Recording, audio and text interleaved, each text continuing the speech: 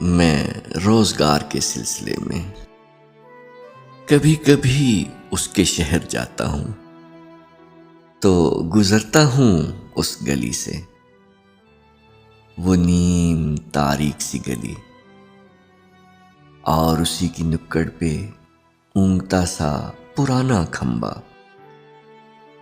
اسی کے نیچے تمام شب انتظار کر کے میں چھوڑ آیا تھا شہر اس کا۔ بہت ہی خستہ سی روشنی کی چھڑی کو ٹیکے وہ کھمبا اب بھی وہیں کھڑا ہے، فطور ہے یہ، مگر میں کھمبے کے پاس جا کر نظر بچا کے محلے والوں کی پوچھ لیتا ہوں آج بھی یہ، وہ میرے جانے کے بعد بھی یہاں آئی تو نہیں تھی؟ وہ آئی تھی کیا؟